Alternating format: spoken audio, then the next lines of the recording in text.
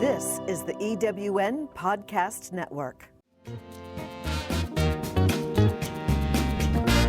Hello, it's Kathy Worthington.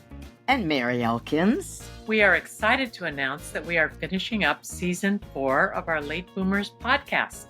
Over the last 4 years, we brought you over 200 fantastic interviews with guests from across the globe. We are looking forward to a great Season 5, starting soon. Thank you for being our loyal listeners and subscribers and viewers, and stay tuned for a fun Season 5.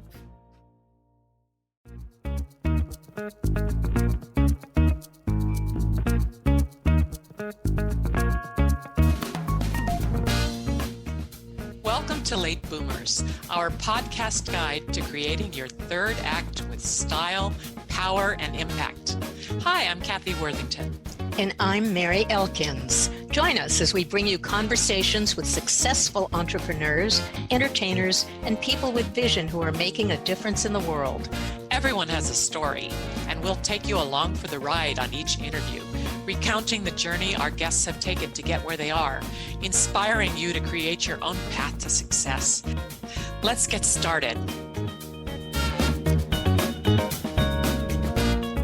Hello, I'm Kathy Worthington for the Late Boomers podcast, letting you know that my co-host Mary Elkins and I taking a short break between Season 4 and Season 5.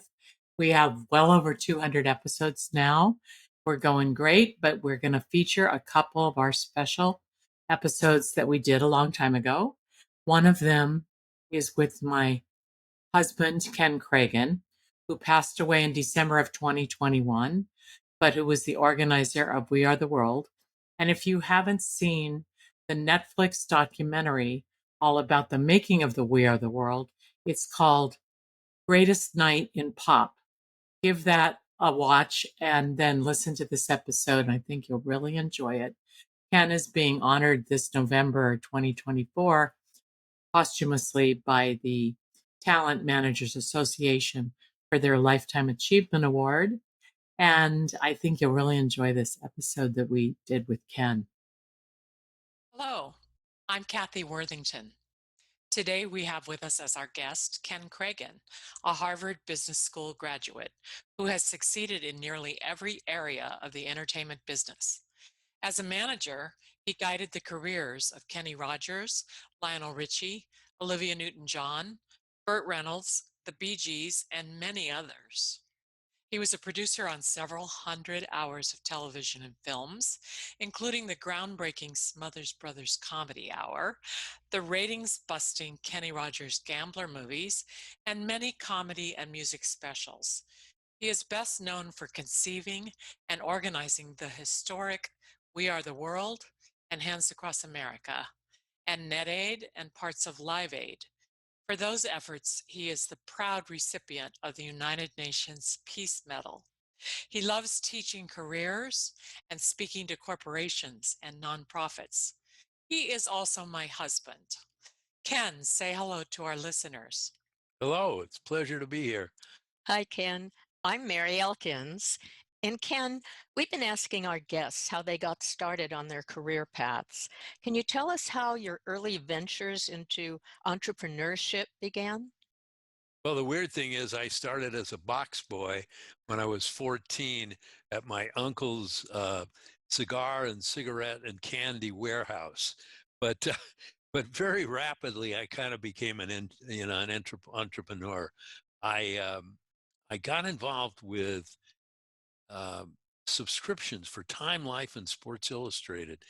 They had just come out with a magazine, Sports Illustrated, and they were selling them at a discount to students. And I started doing that in high school. My father was a vice chancellor at Berkeley and a law professor there, so we were living near the campus.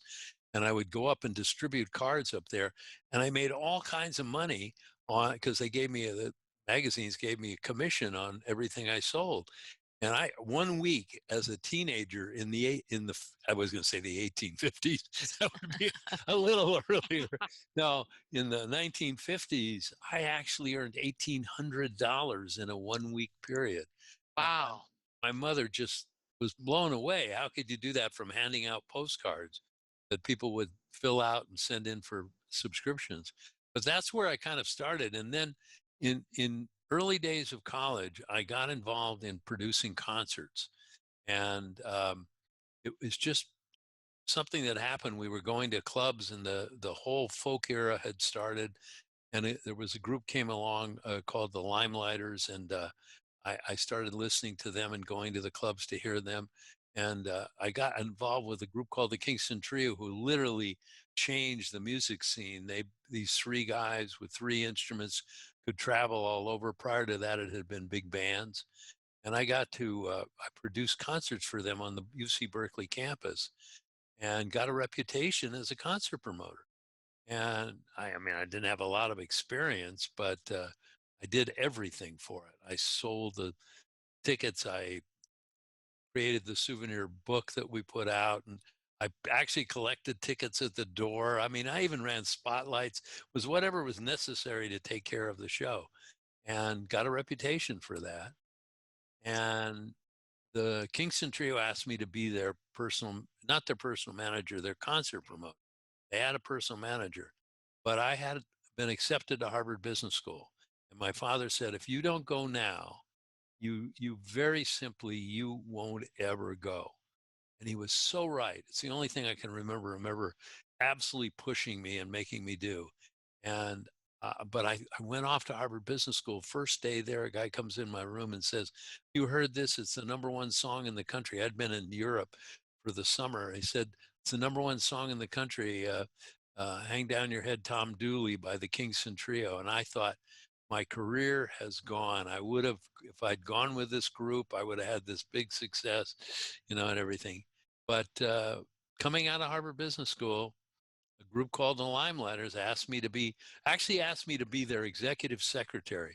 This is kind of the interesting, maybe the most interesting part of this whole segment of story, because when they said, we want you to be our executive secretary, I did probably what is in many ways the guttiest thing in my life, because I had no experience as a manager. But I said to them, look, if you want a manager, I'll do that. I didn't go to Harvard Business School to be an executive secretary. And when I got back to the school, there was a very funny letter from the leader of the group saying, we want you. But they wanted me to go then out of school. And I said, no, I got 4 or 5 more months till I graduate. So that was a fascinating time period for me. Tell us about the people you managed along the way. I guess what the Limelighters, they were your early clients, and what did those lead to? Well, I do have to tell you that the very first day I went out on the road with the Limelighters was spring break. I wasn't even finished with Harvard. And I walked into their hotel room, and one of the guys was lying on the bed in the hotel room, and he said, well, that's it. We're breaking up. And I had turned down like Procter and Gamble and Time Magazine and others. And here all of a sudden, the group that I had decided to go with was breaking up, but they didn't. And we had 3 fantastic years. And the day they broke up, I signed the Smothers Brothers, who I'd become friendly with in San Francisco. And I took a deal I had for the Limelighters, turned it over to the Smothers, and that particular deal for television commercials that were going to run everywhere put the Smothers on the map. They had 49 straight sellouts after that, and ended up with their own television show. First, a series where Tommy played an angel. And then when that didn't succeed, even though we did 26 episodes, when that didn't succeed, we ended up with our own TV show in the late 1960s that was groundbreaking. It was the first true activism on television, on network television. We protested the war, we protested racism, we came out for all the things that nowadays are so relevant. And we were doing it on network television. Now we got thrown off ultimately after 3 years, but we were doing something truly unique. If I look at a seminal moment in my life and career, that Smothers Brothers Comedy Hour, which I wasn't certainly the only creator by any means of, but I was managing the group in that period of time, and my partner Ken Fritz and I were co-producers on the show, and we had brilliant writers, a lot of people from Mason Williams to Rob Reiner to Steve Martin, people like that. And it was an amazing success. It sort of set me up for the whole rest of my career, basically, because once you have a success that big, you can trade on it, and I always learned that, Yes, and you were still so young then, too. yeah, I was in my 20s, and we all were. It was amazing. It was one of the reasons we were so outspoken. We were anti the Vietnam War. We were right in the middle of it. And we did all kinds of things to protest it humorously. We did it with satire, which is the great way to do it. I mean, you see that being done many, many times nowadays. But that was a very exciting time, very exciting. But I ended up at the end of the 90s breaking up with the Smothers Brothers, which I ended up managing them twice more. Every time they got really hot, Tommy decided he could do it on his own, and they got rid of me. But I had two more terrific runs with them, one in the late 80s and one in 2003, 4, 5, I think, in that period of time. And who would you say were the most important influences in your life? Well, first, my mom and dad. Clearly, my mom and dad, their generosity, their whole approach to giving, their support that they gave me and everybody that they dealt with uh, was just tremendous. And the examples they set. My father was a first deputy attorney general of the state of California under a very famous man named Earl Warren, who went on to be governor and then head of the Supreme Court. And my dad, when Earl Warren went on, my dad became one of the senior partners in a big law firm in Los Angeles, Loeb and Loeb. And the UC Berkeley people came to him and said, "Look, we'll give you $12,500 a year to come back and teach law at Berkeley." And he took it. And we moved back from Los Angeles, where we were living while he was working for Loeb and Loeb. We moved back to Berkeley. I was 15. And I've always said that that demonstrated so clearly to me that you do what you're passionate about in life. You do what gives you the most pleasure and enjoyment and fulfillment in life. And and you'll have a great life. Don't let your career become your life. Let your career service your life. And my dad was a clear example, shining example for that. And then the other really, really big influence in my life was an artist that some of your listeners may remember, certainly because of a song called Cats in the Cradle and some of his other big hits. But that was a man named Harry Chapin, who unfortunately his life was cut short in his late 30s in a car accident on the Long Island Expressway in 1981. But Harry was perhaps the strongest humanitarian in the entertainment business in the late 70s. And he taught me about hunger and homeless issues, certainly in America. And he inspired all the big things I did after that, because he really taught me about the importance of giving back. He would do, gosh, I don't know, 300 shows a year, and 180 of them would be benefits for the causes he believed in, particularly the issues of hunger and homelessness. So he was an enormous influence, Kathy, on my life. Yes, Oh, for I sure. know Kenny Rogers just passed away, and you'd managed him for 33 years. Yeah, What do you very, remember most about him? his warmth, the fact that if he said he would do something, you could count on it.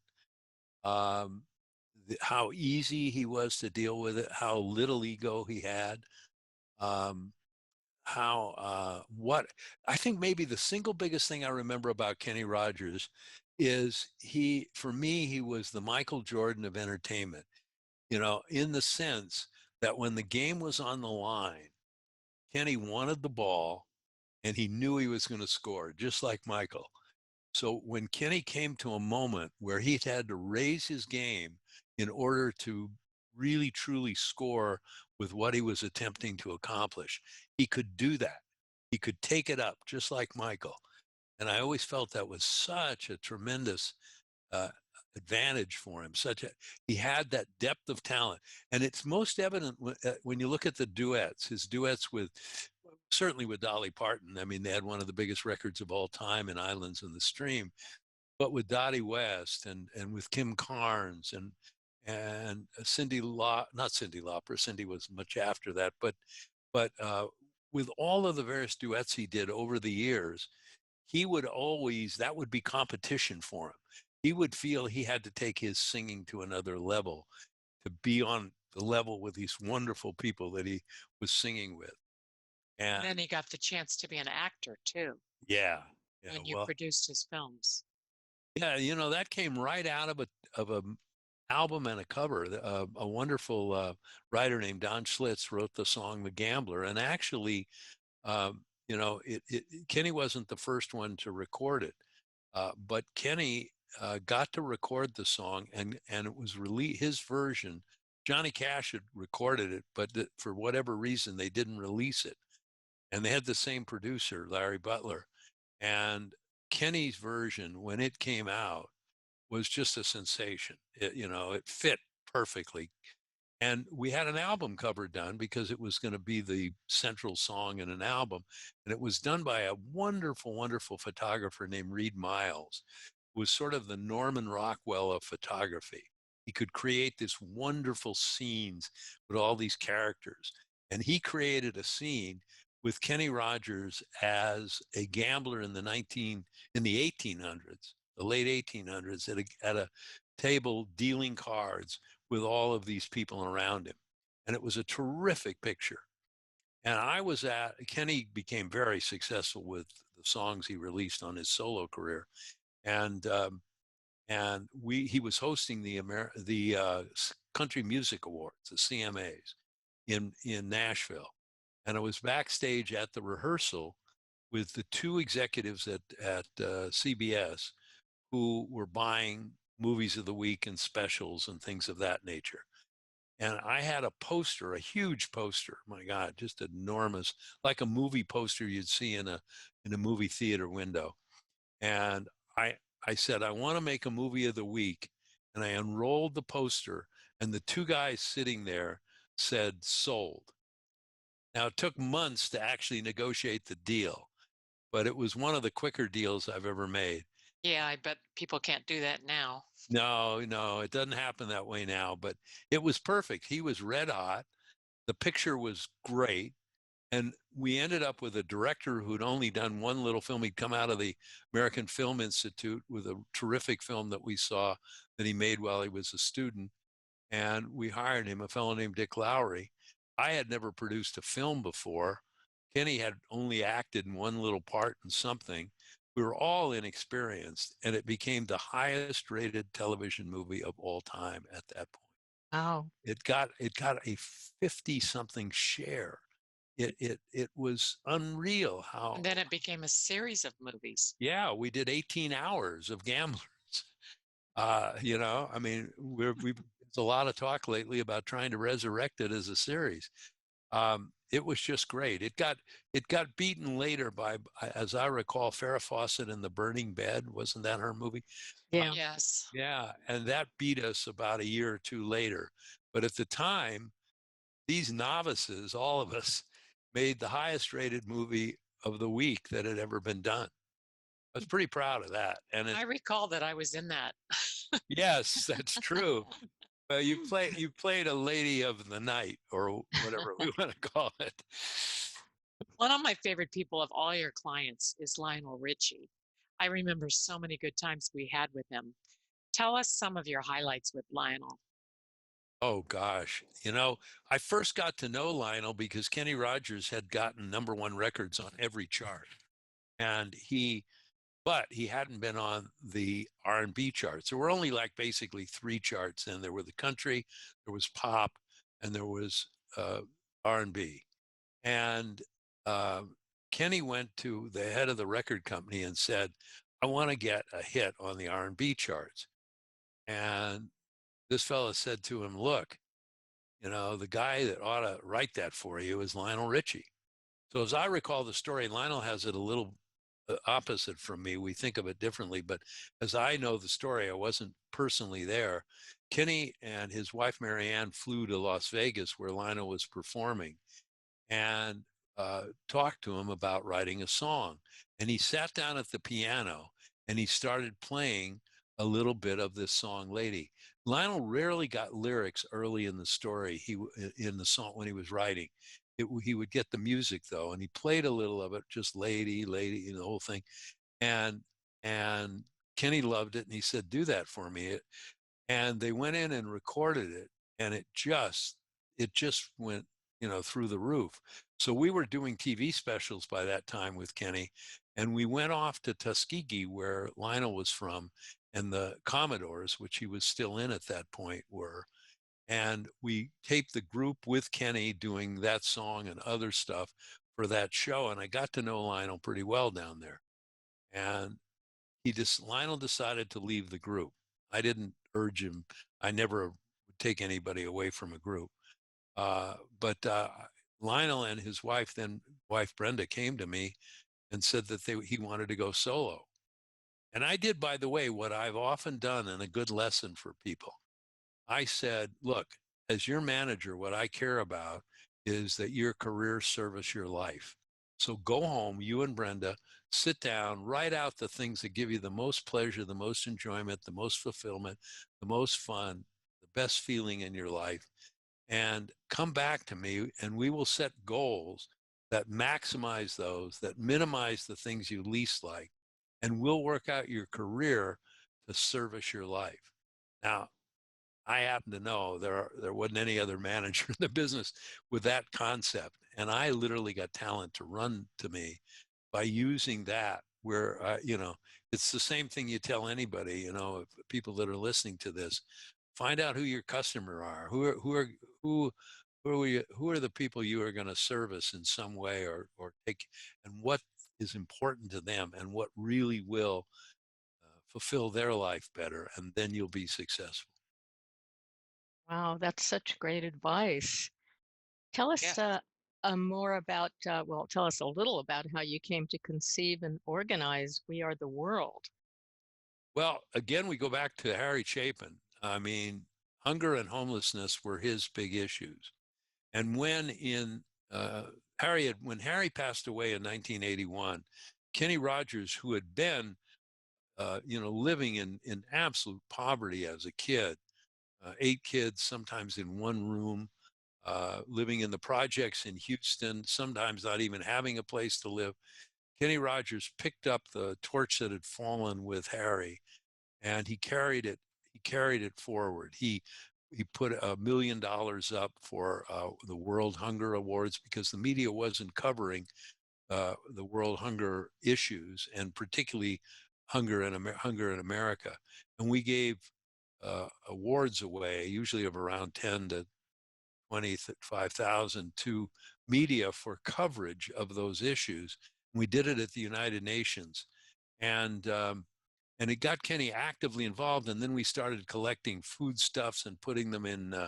We'd get a local car dealer to put pickup trucks at the venue where Kenny was playing, and we'd ask people to come and put canned goods in the back of the pickup trucks, and then we'd drive the pickup trucks over to the local food banks, and that would get publicity for the car people, for the car dealers. It would leave a good feeling. It would do good. People would love it. Uh, we even gave people flyers when they picked up their tickets. In those days, many times you had to pick up your tickets if you were going to go before the show, and it would ask them to bring stuff. We did all of that kind of thing with hunger, and then so I was kind of getting known for working in that field, and known for working with Harry and with Harry Chapin. And pictures came out on television, first in England on the BBC, shot by a famous cinematographer named Mohammed Amin, who worked for Reuters out of Kenya. And he went to the camps where people and kids were starving in Africa and filmed that. And that footage went off to England. Now, that was footage that usually was shown at night after midnight.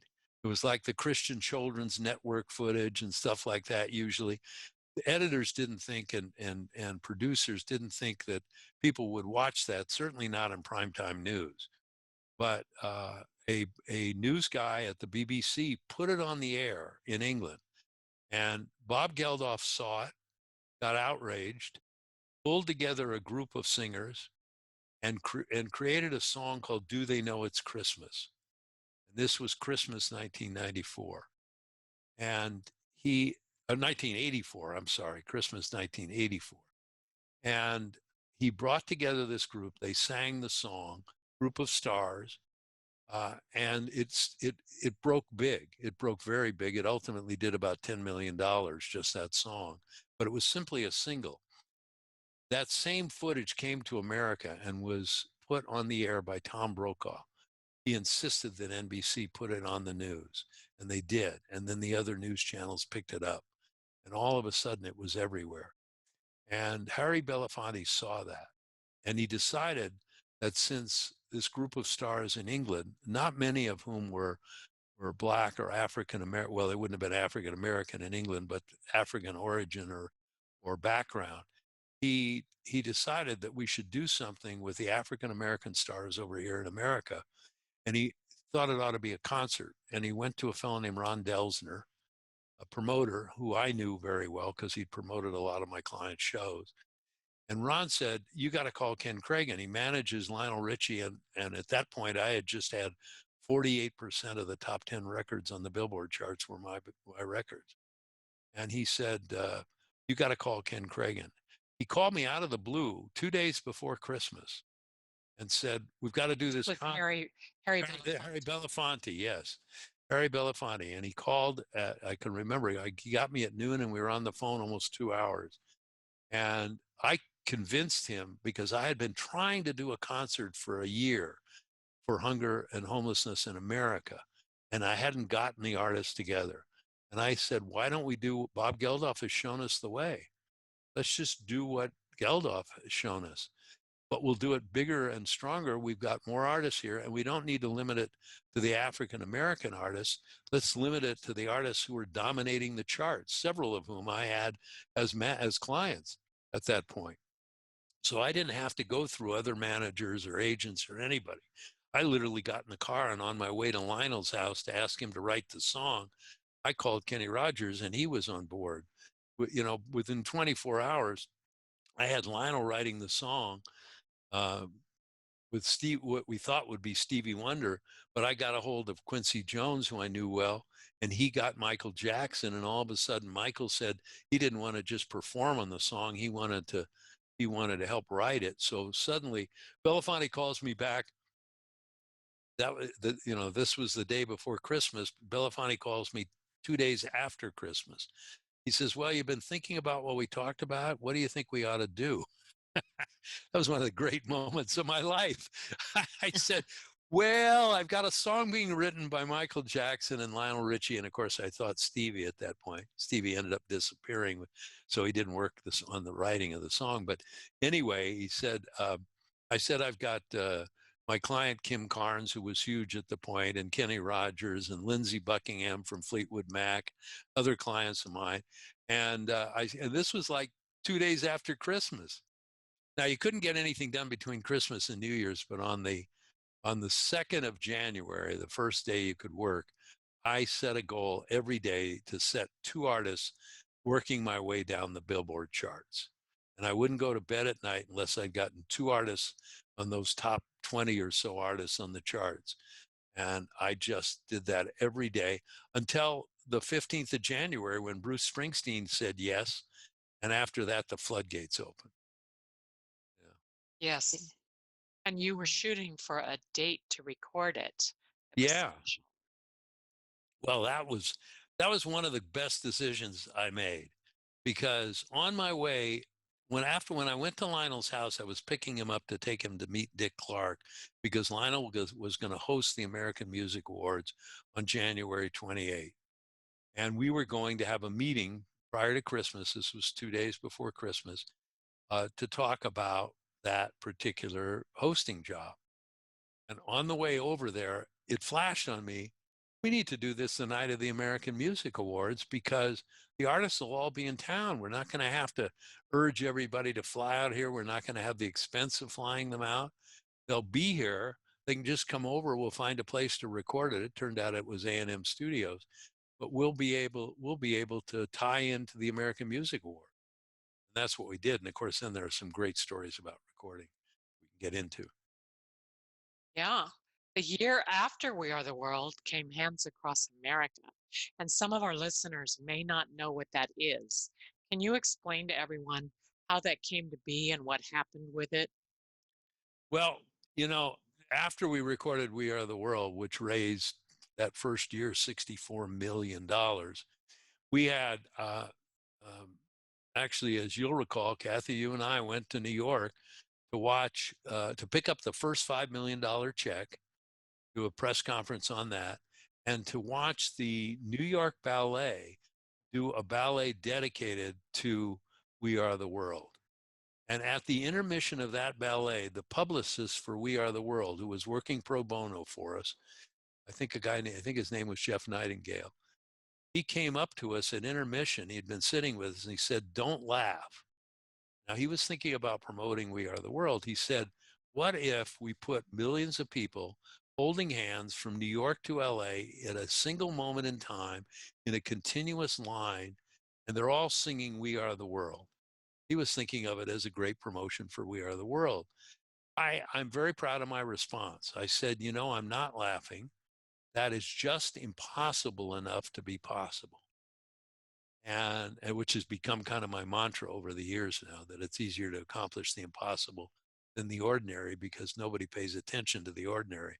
But with the impossible, at least you have everybody's attention. But I tucked it away because I was heading to Africa in June with the first supplies. We had a whole big trip there, and we were worried we had to get vaccinated 18 different ways, and worried about what it was going to be like when we got into those camps where people were dying and everything. And so I was focused on that. But when I got back from Africa, from this amazing trip that opened a lot of doors for us in understanding how to help, I got off the plane and I was picked up by a volunteer. And we were walking through the LA airport, and he said, "Mr. Kragen, it's wonderful what you're doing for Africa, but there are thousands and thousands of people that are hungry and homeless here in America. What are you going to do for America?" And the idea of Hands Across America popped out of my head. I went, "Oh my God, that's the idea."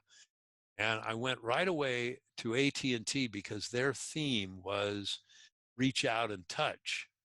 What could be a better theme for for Hands Across America than reach out and touch? They took about 2 months to decide, but during it, towards the end of that period, the government made them divest from certain companies, and they had to fire 5,000 employees.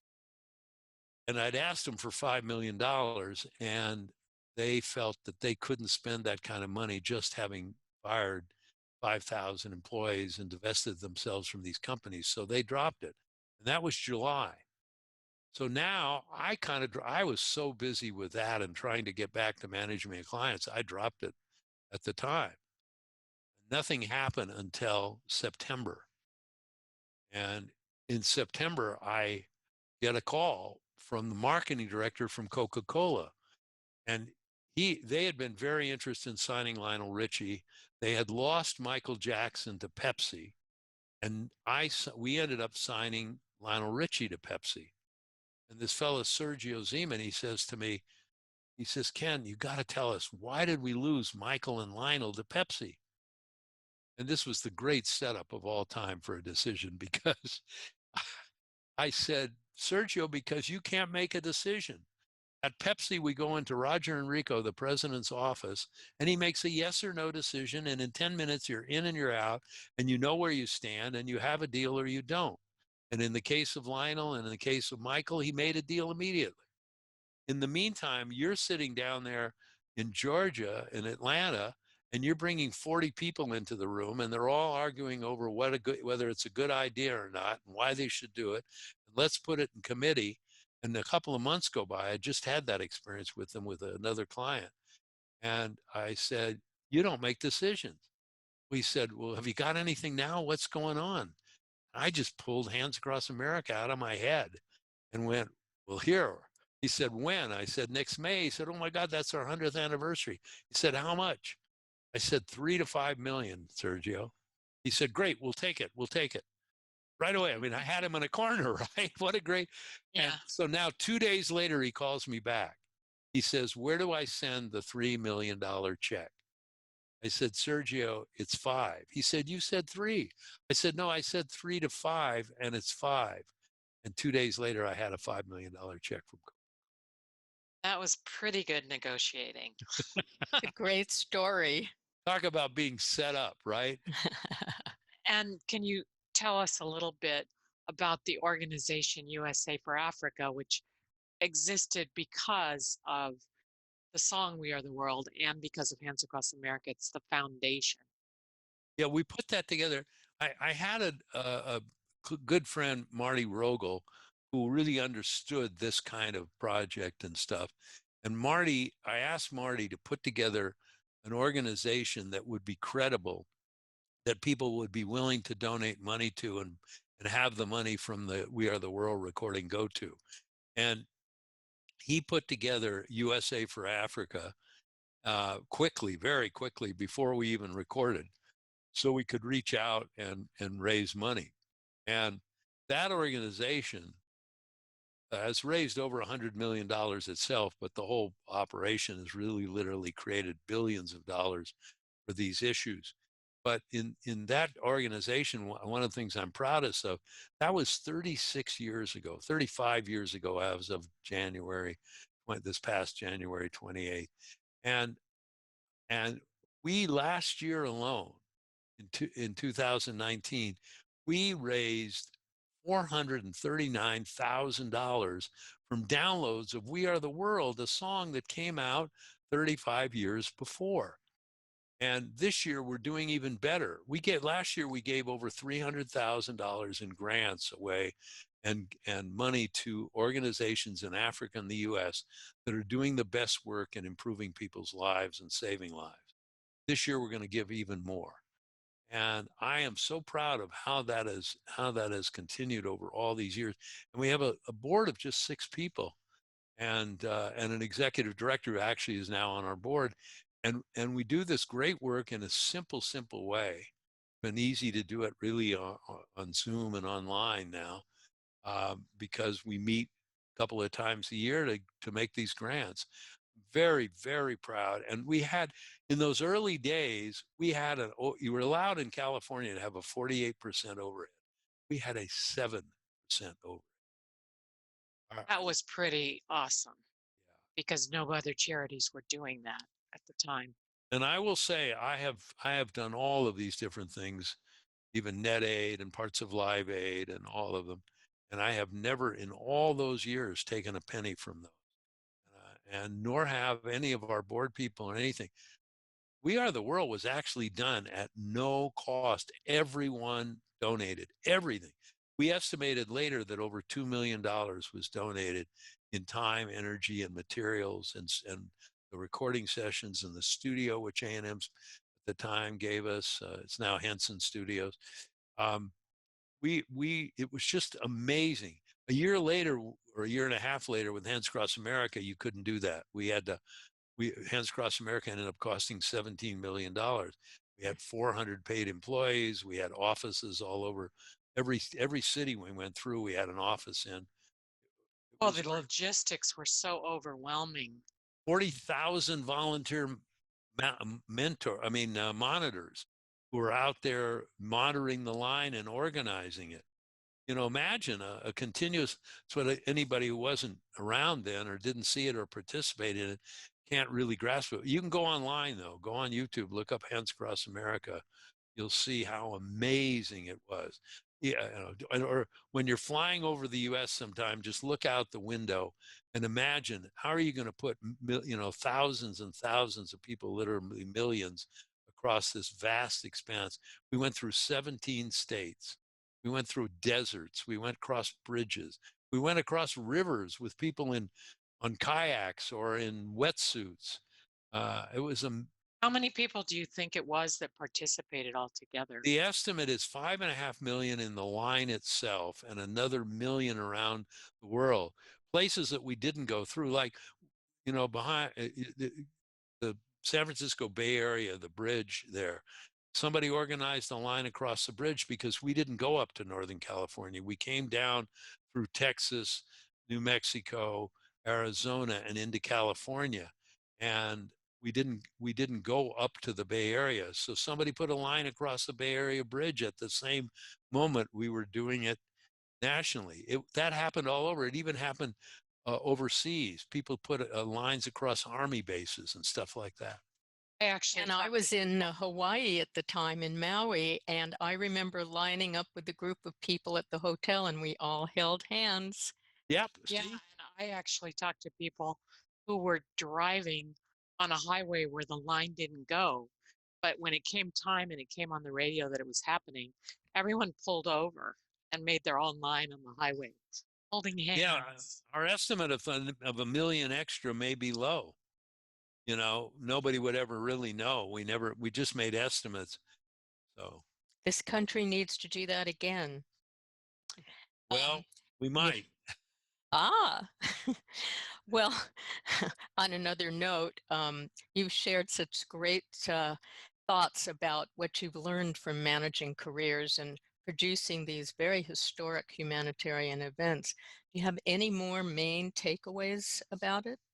Yeah, one of the nice things that I've done in the latter stages of my life is to teach, to speak at a lot of corporations and for nonprofits, and to teach primarily at UCLA. I did 11 years at UCLA. I'm not teaching there right now, but I taught careers there, both in extension and then in the music department in the Herb Alpert School of Music.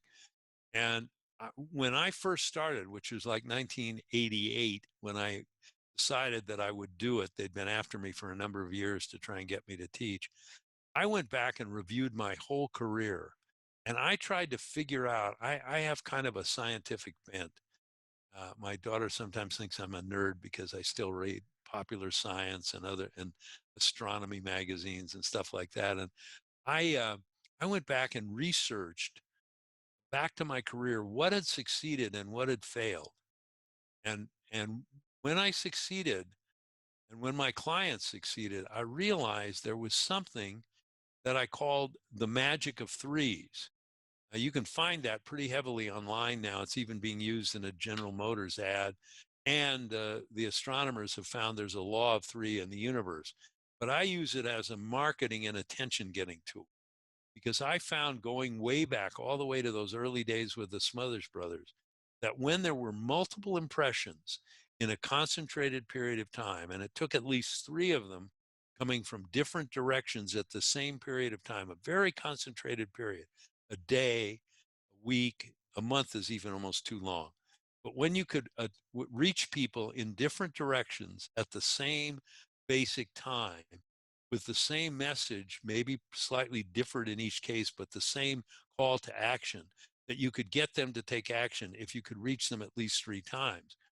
And I found that when we didn't, there's a great example of it. It's Lionel Richie at the '84 Olympics. And it was one of the examples that proved the theory to me. Lionel appeared at the Olympics singing the number one song in the country all night long, with 1,000 dancers and pyrotechnics and everything. And there were a couple of billion people watching that worldwide. And it didn't advance his career. Why? Because there was nothing else around it. It was as big an event as you could get in terms of exposure. And yet there was I was managing Lionel at the time. One of my students said to me, "Why didn't you apply this?" I said, "I hadn't taught it yet. Didn't know the principle." And so he did this in isolation, no record album, no additional media, everything, just this great one moment event. Now, 6 months later, he hosts the American Music Awards. He and Michael have written We Are the World. We record it that night. He wins 6 American Music Awards himself that night and performs on the show. We record We Are the World that night. The next day, we do a press conference for the whole thing. We get all kinds of press on the We Are the World recording, and Lionel's on the cover of TV Guide that week because of hosting the American Music Awards, and that's at the time the highest rated magazine in America, maybe perhaps in the world. highest circulated. So all of a sudden, and then a month later, he performs on the Grammys and wins, I think, 3 Grammys. So all in this concentrated period of time. Now, if you added up all the people who saw Lionel in January of that particular year, that next year, it wouldn't come near the 2 billion people that saw Lionel on the Olympics. But what did people see? They saw multiple impressions in literally a week everywhere. Lionel was everywhere. His career, which was already hot, exploded. So that's the best thing. Sometimes it's the failure when you didn't do it that demonstrates you the viability of when you did. And I think that's one of the greatest examples. So that is probably the singular biggest lesson I learned. The other thing that, Mary, that I teach that people seem to really gravitate to, I teach a lot of principles, but they're all kind of coordinated. But I teach something called how to get caught telling the truth. And basically, it's the power of honesty. When I came to Los Angeles after living in Northern California for those years with a partner that I had at the time, named Tom Carroll, we said to each other, we're going to go to LA and we're going to try and create the most respect in our industry for us that we possibly can. And that's the way we'll be successful. And you create respect by creating trust. And you create trust by people knowing that even when it's not in your own best interest, telling the truth is something that will truly, truly build your career. And because they will trust you. I've used an example often of it, a very simple one, but there are many. Kenny Rogers, and this is a true story, calls me up after that we did that first Gambler, but it hasn't been on the air yet. And he says to me, will you please call Bud Grant at CBS and find out from him exactly when we're airing it and what they're doing to promote it. Now, I'd been working closely with the network on promoting it, but I was very busy. I said, Kenny, I'll take care of it. Don't worry about it. It was the afternoon, like a Monday afternoon. Tuesday morning, he calls me back. So he said, what did Bud say? What's the answers to that? I hadn't made the call. Now, how simple would it be at that moment in time to say, I called Bud, I left word, he didn't pick up, and he hasn't returned the call. Well, what if Kenny went out on the street? It just happened. It's a remote chance, but happened to run into Bud Grant, the head of CBS at the time. And he said, why didn't you call my manager back? And Bud said, I didn't get a call from your manager. What have I done? I've just eroded the trust. But on the other hand, I confessed to Kenny. I say right away when he calls me that Tuesday morning, I completely forgot, Kenny. I've got to write things down. If I don't write them down, Kathy knows this as well as anybody. She's always telling me, did you do that? And I'll go, oh, I forgot. She said, you've got to write it down. I said, Kenny, next time you want me to do something, ask me, did you write it down? And that's the best way to be sure I get it done. And what have I done? I've built trust in him. I've confessed something that I could have easily hidden. I could have simply said I left word, and then I call Bud right away and either talk to him or he calls me back. But we all know people that do that all the time. They just tell little white lies all day long. So I'm sure the students you've taught that to have gone on to do great things. Well, they always mention those two things: the magic of threes and honesty and honesty is the cheapest tool you can use. It's the easiest and cheapest. You don't have to remember who you told what. And so you get it clear the next time they ask you. I mean, it's so easy to get caught lying, and we've had great evidence of it in these days. And the other thing that I teach, is that if you want to get people's attention, you've got to do 3 things. It's a piece of the magic of threes in a way. It's got to do something that's unique or special. It's got to have real substance to it. Something, if people if you get their attention, they're willing to take some action on it. And finally, it's got to be unexpected.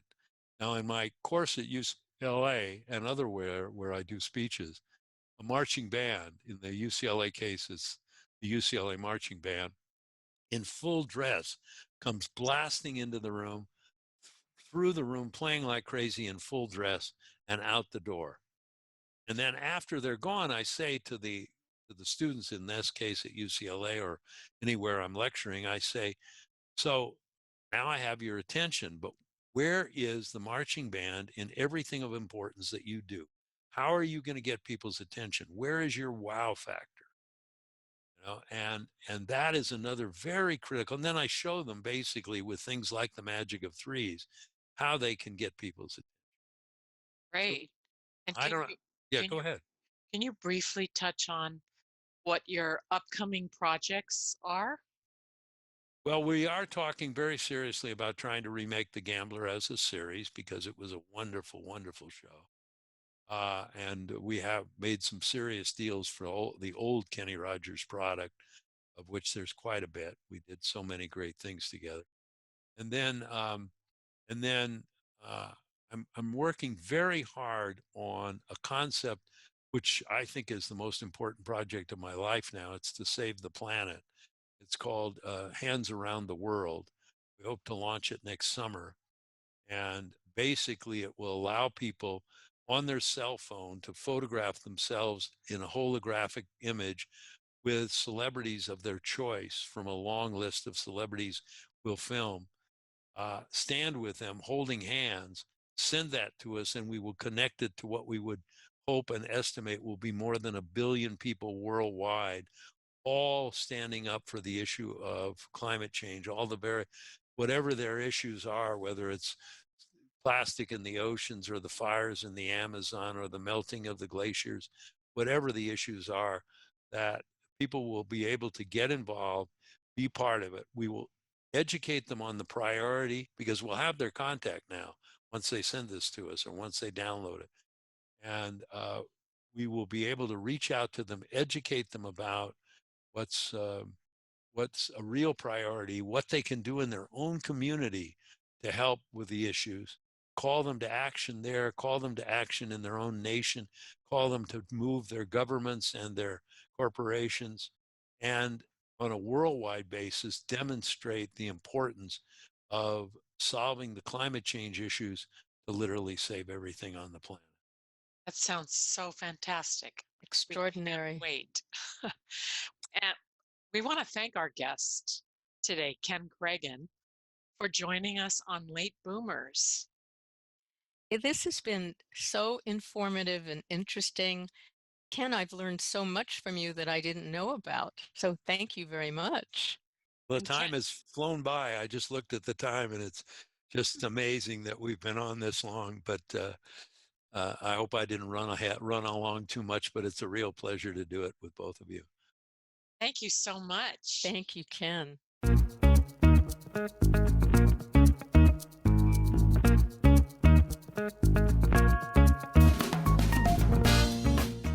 Thank you for joining us on Late Boomers, the podcast that is your guide to creating a third act with style, power, and impact. Please visit our website and get in touch with us at lateboomers.biz. If you would like to listen to or download other episodes of Late Boomers, go to ewnpodcastnetwork.com. This podcast is also available on Spotify, Apple Podcast, and most other major podcast sites. We hope you make use of the wisdom you've gained here and that you enjoy a successful third act with your own style, power, and impact.